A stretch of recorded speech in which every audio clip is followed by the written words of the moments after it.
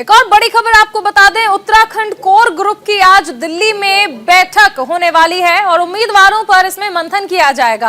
आज प्रत्याशियों के नाम पर फाइनल मोहर लगने वाली है। तो कल बीजेपी ने उत्तर प्रदेश में 2 चरणों में जो चुनाव होने हैं 107 सीटों पर उम्मीदवारों का ऐलान किया और ऐसे में अगर आज बात कर ले तो उत्तराखंड में कौन उम्मीदवार होगा इस पर भी मंथन चल रहा है और जल्द ही ये कयास लगाए जा रहे हैं कि तस्वीरें जो है वो साफ हो जाएंगी। उत्तराखंड कोर ग्रुप की दिल्ली में यह अहम बैठक चल रही है और इसमें उम्मीदवारों पर मंथन किया जाएगा।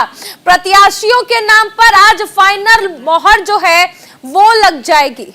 नमित त्यागी हमारे साथ जुड़ गए हैं। नमित, कल उत्तर प्रदेश के 107 सीटों पर तस्वीरें साफ हुई और आज उत्तराखंड के लिए भी एक बड़ी बैठक चल रही है दिल्ली में।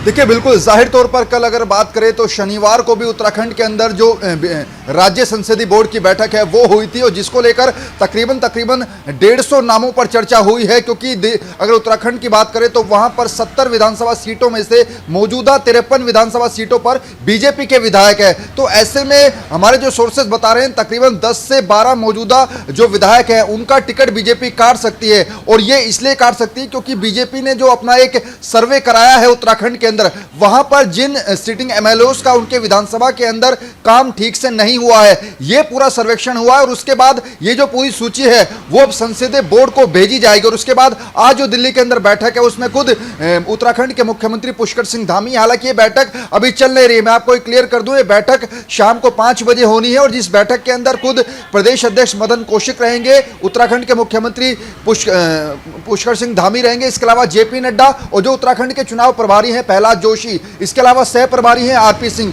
वो मौजूद रहेंगे। तो कुल मिलाकर ये जो कोर ग्रुप की बैठक होनी है ये 5 बजे बैठक होनी है, बीजेपी मुख्यालय में ये बैठक होगी और इस बैठक के अंदर वो जो सूची भेजी गई है संसदीय बोर्ड को उस पर चर्चा होगी। चारुल, नमित, ये भी जानना चाहेंगे आपसे कि कौन से ऐसे विधायक हैं जिनकी टिकट कटने की संभावना है, इस बारे में कोई जानकारी, क्योंकि बीजेपी के लिए बहुत ज्यादा अहम हो जाएगा इस बार उत्तराखंड जीतना, क्योंकि एंटी इनकम्बेंसी का फैक्टर जो है वो हर बार उत्तराखंड में देखने को मिलता है। यानी एक पार्टी 2 बार लगातार सत्ता में कभी नहीं आई है और इस रिकॉर्ड को तोड़ने की बीजेपी इस बार कोशिश करेगी।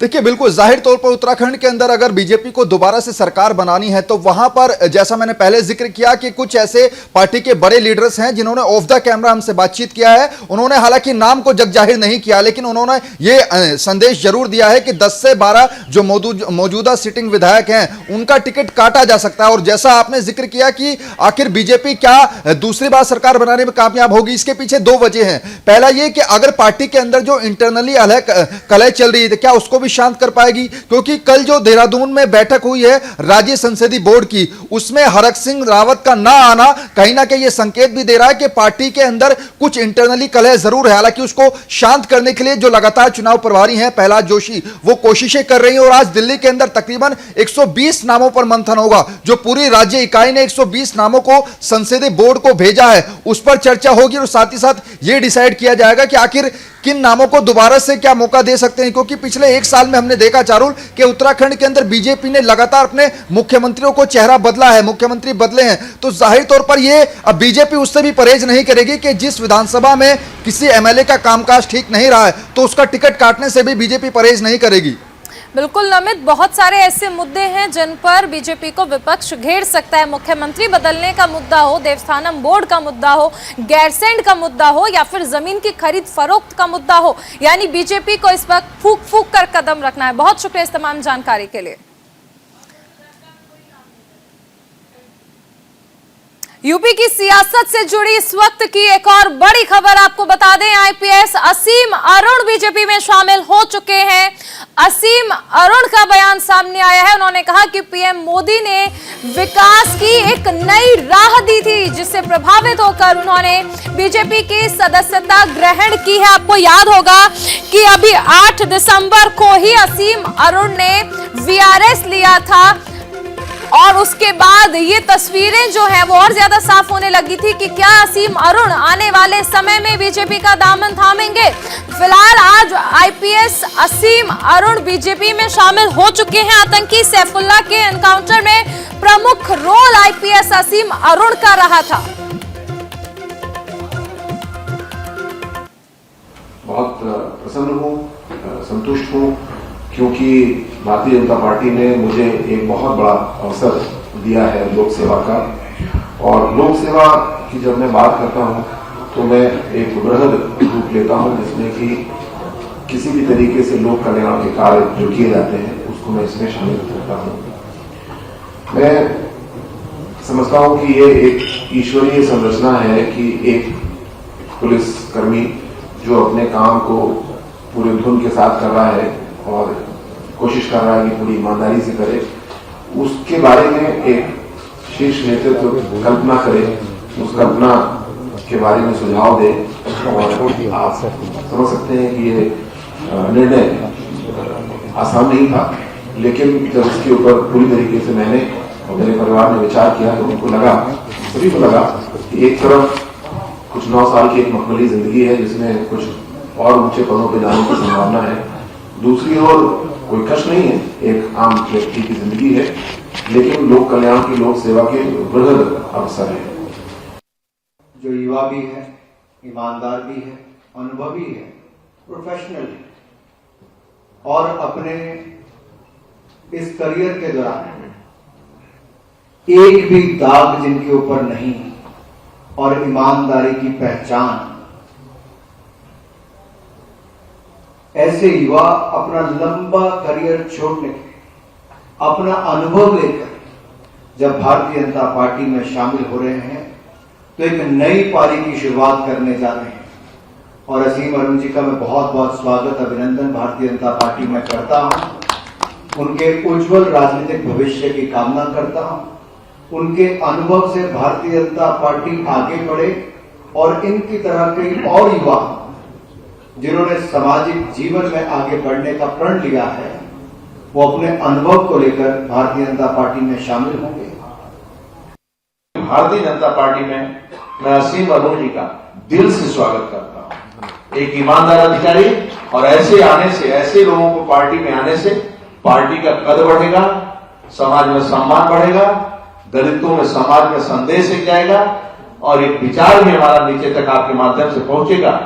जो लोग गुमराह करते हैं, जो उनका शोषण करते हैं, उनको लूटते हैं, मात्र एक दल है राजनीतिक दल, आदरणीय मोदी जी जैसा नेतृत्व जो गरीबों की खुशहाली के लिए मरते हैं और उनके लिए काम करते हैं। और राज्य में आदरणीय योगी जी के आने के बाद मुसहर, वनटांगिया, थारू जैसे लोगों को राजस्व गांव में भी नहीं जोड़ पाते थे, आज भी उनको पक्का मकान देने का काम किसी ने किया है। तो भारतीय जनता पार्टी मैं पुनः आपका हृदय से असीम स्वागत करता हूं।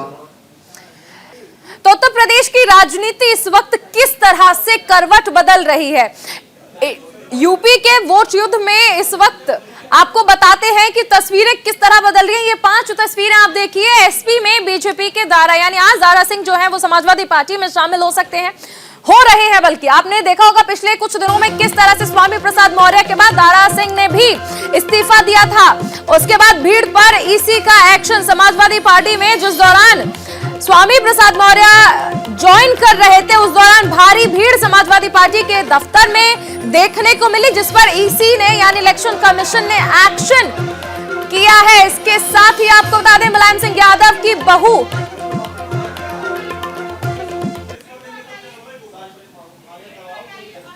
कोरोना के बढ़ते मामलों के बीच चुनाव आयोग ने चुनावी राज्य में रैली और रोड शो पर पाबंदी 7 दिन के लिए और बढ़ा दी है। हालांकि राजनीतिक दलों के लिए कुछ सहूलियत भी दी गई है।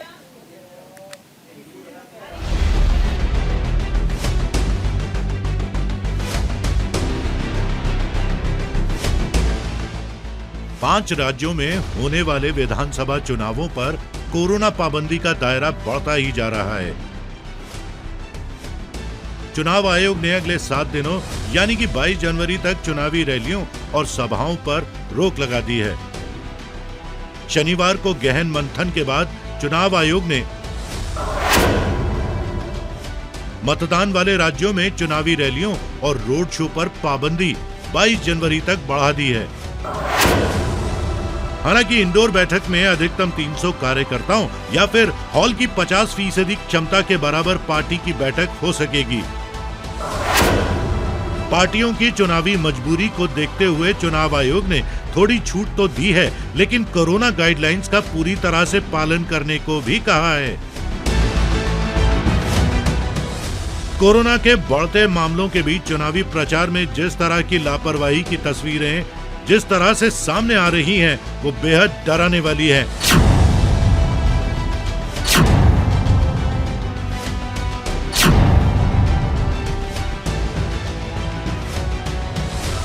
क्योंकि ये सब तो हम जानते ही हैं कि ओमिक्रॉन की आड़ में कोरोना की तीसरी लहर देश में आ गई है। एक दिन में लाखों केस सामने आ रहे हैं और जानकारों की माने तो इस महीने के अंत तक ये आंकड़ा बहुत बढ़ जाएगा। आशंका है कि एक दिन में 8 लाख केस तक सामने आ सकते हैं। 24,383 केसेज आए थे। पॉजिटिविटी थी 30.64%, 34 डेथ थी। और दिल्ली में जो बेड्स ऑक्यूपाइड थे 2429 बेड्स ऑक्यूपाइड थे। 13,000 बेड खाली हैं। शुक्रवार को समाजवादी पार्टी में नए नेताओं के स्वागत में लखनऊ के कार्यक्रम में जिस तरह से कोरोना गाइडलाइंस की धज्जियां उड़ाई गईं, उससे चुनाव आयोग की चिंता और बढ़ गई है। लिहाजा दूसरी लहर के कहर से बचने के लिए चुनाव आयोग ने चुनाव प्रचार पर पाबंदी 7 दिन के लिए और बढ़ा दी है।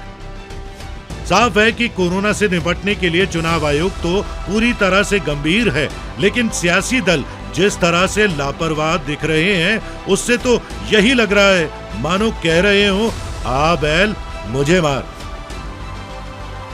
Bureau report, news India.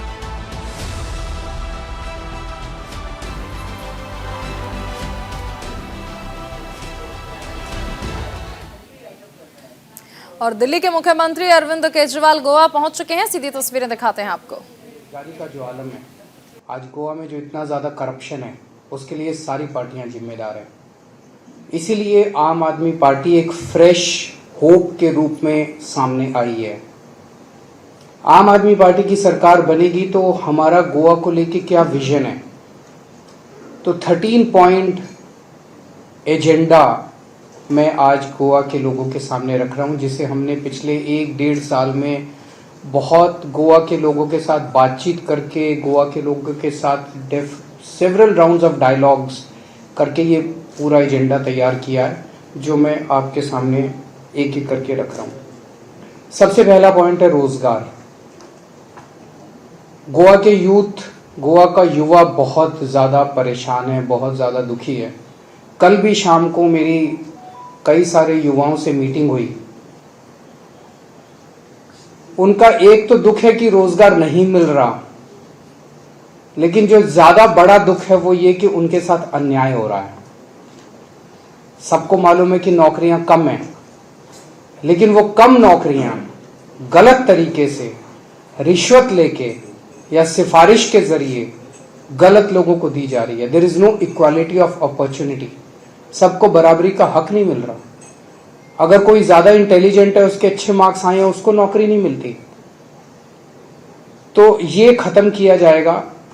तो कल मैंने जब उनको कहा कि हमारी सरकार बनेगी तो उन्होंने कहा सब बहुत ज्यादा करप्शन है, बहुत ज्यादा करप्शन है। जब तक आप रिश्वत नहीं देते तब तक नौकरी नहीं मिलती, और या आपको सीएम की कंस्टिट्यूएंसी का होना पड़ेगा, उसका वोटर होना पड़ेगा, फलाने की constituency. Just a few constituencies which कुछ कंस्टिट्यूएंसीज हैं जहाँ सारी नौकरियां जा रही हैं। ऐसा क्यों है?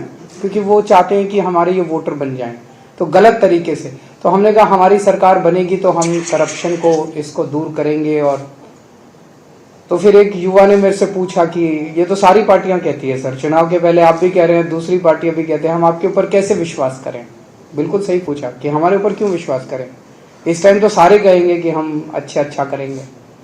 मैंने उनको कहा कि दिल्ली में हमने करके दिखाया है। हमारा डीएनए क्या है ये आपको दिल्ली की गवर्नेंस से पता चलता है। दिल्ली में हमने ईमानदार सरकार चला के दिखाई है, और वो ईमानदारी का सर्टिफिकेट खुद प्रधानमंत्री श्री नरेंद्र मोदी जी ने दिया हमको कि सबसे ईमानदार पार्टी है ये देश की। मोदी जी ने मेरे ऊपर रेड कराई, मोदी जी ने मनीष सिसोदिया पे रेड कराई, सीबीआई की रेड कराई, पुलिस की रेड कराई, हमारे 21 एमएलए को गिरफ्तार किया, सारी रेड कराई उन्होंने। उनको हमारी 400 फाइलें एग्जामिन करने के लिए मोदी जी ने एक कमीशन बिठाया, एक भी गलती नहीं मिली उनको। तो सबसे ईमानदार पार्टी है आज़ाद भारत की, 1947 के बाद से लेकर आज तक की सबसे ईमानदार पार्टी है। गोवा में सरकार बनेगी, ईमानदारी से सरकार चलाएंगे और बच्चों को रोजगार देंगे, सबको रोजगार देंगे। जिनको रोजगार नहीं मिलेगा उनको 3,000 रुपये महीना बेरोजगारी भत्ता मिलेगा। दूसरा पॉइंट है माइनिंग। माइनिंग में बहुत बड़े बड़े वेस्टेड इंटरेस्ट्स हैं, बहुत बड़े बड़े। ऐसा नहीं हो सकता कि ये लोग ट्राई करें और माइनिंग शुरू ना हो सके। माइनिंग शुरू हो तो सकती है, उसके अंदर बहुत बड़े बड़े वेस्टेड इंटरेस्ट है। कोई इधर खींच रहा है, कोई उधर खींच रहा है, वो करना नहीं चाहते, वो माइनिंग शुरू करना नहीं चाहते। हमारी नीयत साफ है, साफ नीयत वाली सरकार होगी। सरकार बनने के 6 महीने के अंदर हम लोग माइनिंग शुरू करेंगे। लैंड राइट्स, बहुत परिवार ऐसे हैं जिन्हें उनको जमीनों का मालिकाना हक मिलना चाहिए। इसमें भी मैंने इसको पूरे इशू को एग्जामिन किया। It is not a rocket science, it is very easy to do, लेकिन नीयत खराब है। यहाँ भी बहुत ऐसे ऐसे बड़े बड़े शार्क्स बैठे हैं जिनके पास बड़े बड़े ज़मीन हैं, वो अपनी ज़मीनें छोड़ना नहीं चाहते। लेकिन आम आदमी पार्टी की सरकार ईमानदार सरकार होगी। जितने लोग हैं जिनको कई कई डिकेड से उनको अपने लैंड राइट्स नहीं मिले, उनको हम 6 महीने के अंदर लैंड राइट्स दिलवाएंगे। एजुकेशन, दिल्ली में हमने एजुकेशन में बहुत अच्छा काम किया और मुझे बहुत खुशी है। गोवा के किसी कोने में आप चले जाइए, गोवा में किसी से बात कर लीजिए, remotest of the places, he will say उसको ये पता है कि आम आदमी पार्टी की सरकार ने दिल्ली में हेल्थ और एजुकेशन में बहुत अच्छा काम किया। वो कहते हैं सर जो दिल्ली में आपने एजुकेशन में अच्छा काम किया है वो इधर भी कीजिएगा।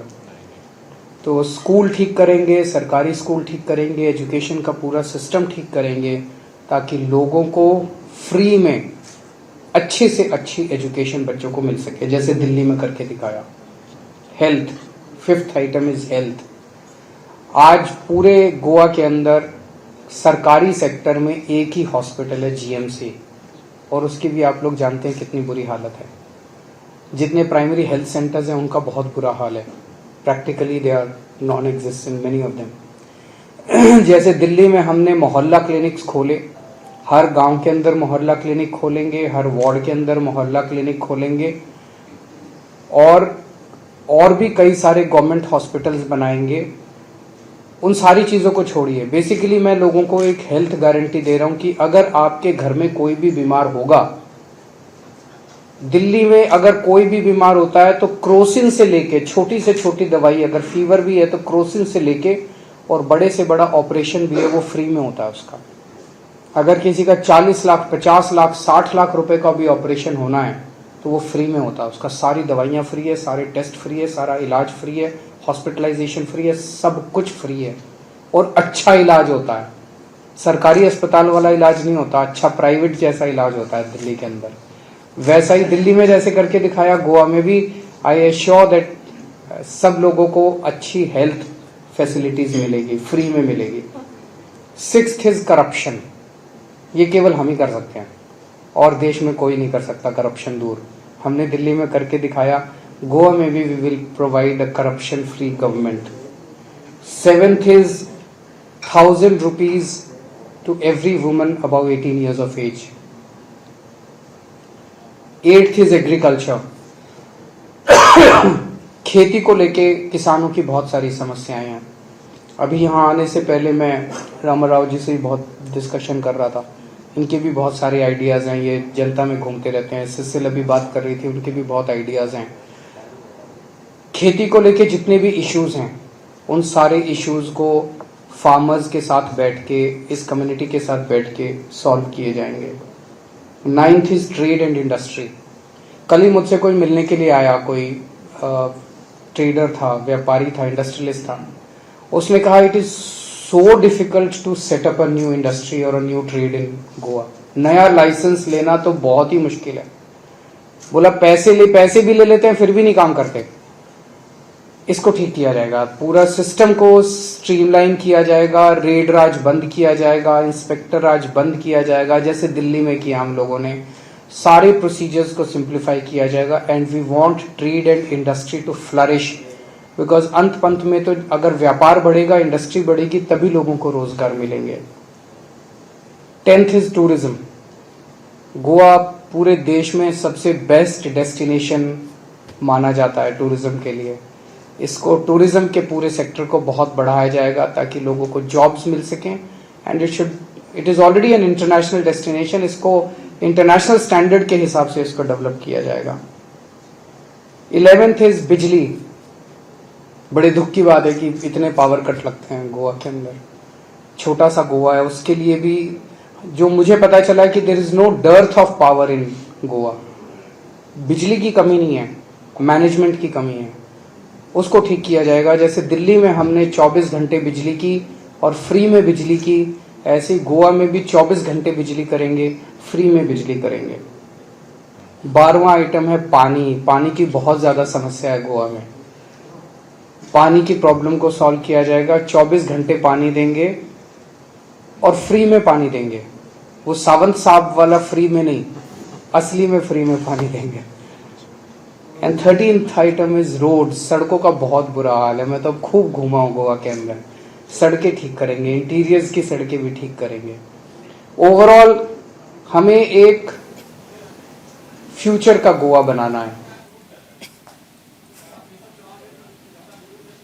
तो दिल्ली के मुख्यमंत्री अरविंद केजरीवाल को आप सुन रहे थे गोवा से, जिन्होंने 13 पॉइंट्स बनाए हैं गोवा के विजन के लिए कि किस तरह से गोवा का विकास किया जाएगा और उन्होंने जनता के सामने रखा।